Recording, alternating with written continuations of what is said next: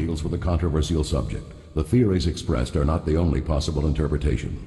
Viewers are invited to make a judgment based on all available information. 5G rapes the immune system. I'm going to show you that, and then I'm going to let you reach your own conclusion and decide what you want to decide.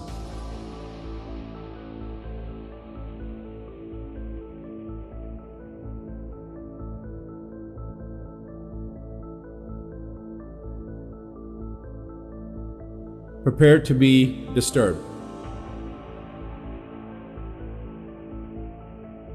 The number of people that died of coronavirus compared to the number of people that have died from other sources to do with health in the world since January 1st, 2020 is less than 0.1%.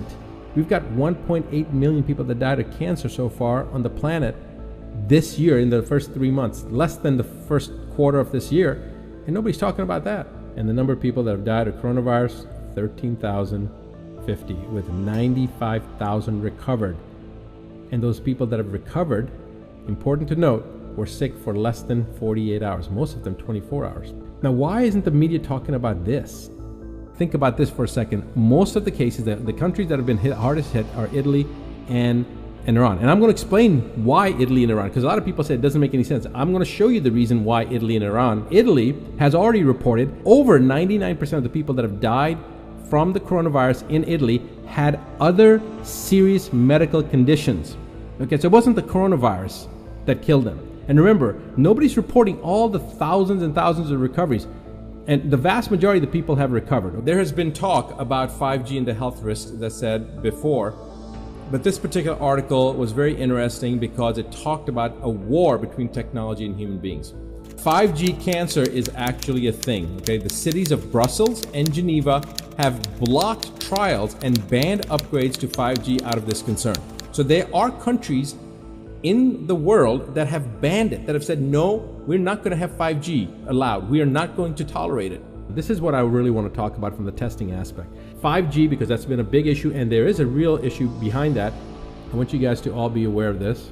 Scientists are detecting a novel RNA in multiple patients with influenza or pneumonia-like conditions and are assuming that the detection of this RNA, which is believed to be wrapped up in proteins to form an RNA virus, such as coronavirus, they're believed to be, that this is the equivalent of isolating the virus. This article actually gives a short, brief history of the human coronavirus, which first was described in 1965. It was found in the human embryonic tracheal organ cultures obtained from the respiratory tracts of an adult with a common cold. Let's look at the actual configuration of what this virus, what COVID-19 is. The first thing is I want to say that this wasn't because people were eating bat soup, okay? Or transferred from snakes or sloths or whatever they said. The virus is not a naturally occurring phenomenon. This is very important, and I'm going to show you evidence of that. This virus was actually created at the University of North Carolina in Chapel Hill, and they published the highlights of the creation in November 2015. In 2014, Dr. Shi was the recipient of a number of U.S. government grants, as well as grants from the National Basics Research Program of China, the Chinese Academy of Science, the National Natural Science Foundation of China, and from the Strategic Priority Research Program of Chinese Academy of Sciences, to assist in funding research into coronaviruses. Now this is, remember, 2015. The US government paid Dr. Shi and the Chinese government to fund research into coronaviruses. This is 5-year-old information. I want to show you the actual study that was done. This was published in November 12th, 2015. But what I want to do is I want to bring your attention to this March 2020 note that has been put there by the editors. And I want to read that first, then I'm going to go through the study, and then I want you to decide what this really means. But the editor's note before we start says, "We are aware that this story is being used as a basis of unverified theories that the novel coronavirus causing COVID-19 was engineered. There is no evidence that this is true. Scientists believe that an animal is the most likely source of the coronavirus."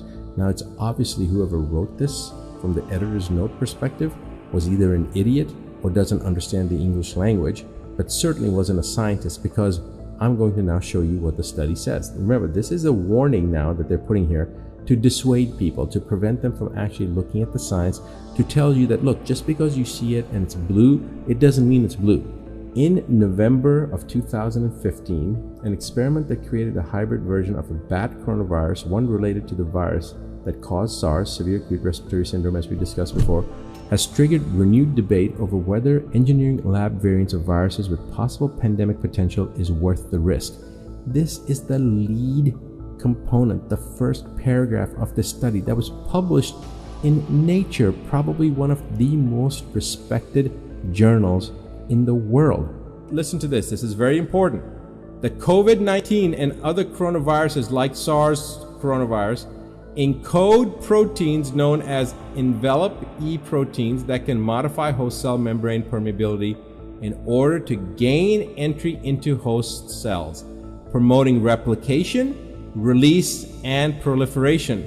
These proteins are able to form ion channels to induce membrane permeability changes. This is very important because a coronavirus is an enveloped virus. Just like the hepatitis C virus, it's an enveloped virus.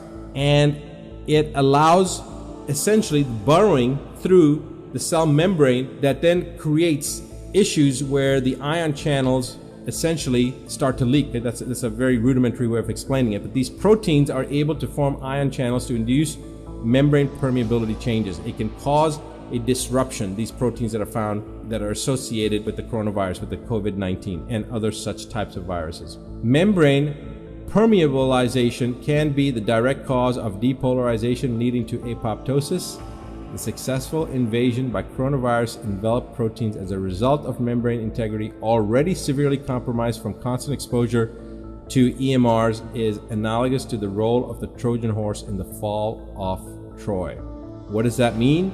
That means that it's cloaked and we don't even realize that basically the 5G is helping to make the coronavirus accessible to the cells and allows it to get into the cells easier than it would were there no 5G around, is basically what this is saying. All right.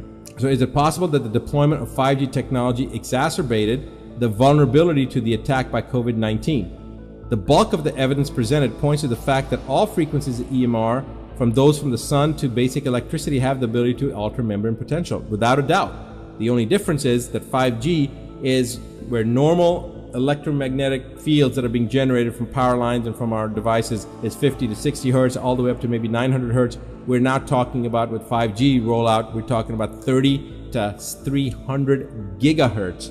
Much, much different. Is it possible that just looking at the areas in the world that were affected the most, is it possible that there was a correlation? This was in February 2000. It therefore may come as a surprise to learn that the urban testing ground for the first full-scale deployment of 5G network was the Chinese city of Wuhan, the epicenter of the coronavirus, aka COVID-19. Is this a mere coincidence or is there a link? On April 6, 2018, an official statement on the website of the Chinese province of Hubei announced that the city of Wuhan, with approximately 11 million residents, would be the pilot city for the deployment of 5G. So now I'm going to ask a question. Which two countries were hit the hardest from coronavirus, from the COVID-19? The answer is Iran and Italy, not China. Iran and Italy. So is there a correlation? Let's see. Iran committed to 5G rollout, May 2019. The government of Iran says it plans to push ahead with the rollout of 5G in the face of economic and trade sanctions imposed by the US. Preparations for 5G deployment are high on the agenda for 2019. Iran and Italy were both vying to be leaders in the 5G rollout. Here's another article. In 3 months, we will have provided the condition for experts in the field to learn all there is about 5G technology, and by 2020 we will have begun executing our action plan. This is Iran ready to take a step forward towards 5G, published in September of 2019. In Italy, there's a video here talking about how Vodafone Italy turned Milan into an extensive 5G testbed, and what cities in Italy got hit the hardest. A little city by the name of Lombardy has the highest number of deaths related to the coronavirus. That was just released at towards the end of March 23rd, March 24th. And the development of 5G in Lombardy starts at Monza. This is basically one of the places that they started demonstrating the new services and applications of the 5G. The coronavirus isn't what it's made out to be. And I'm also going to call out some of the doctors out there that are putting out misinformation. And some have said, well, they probably don't know. Well, then if they don't know, they should shut their mouth and not talk about stuff that they don't know.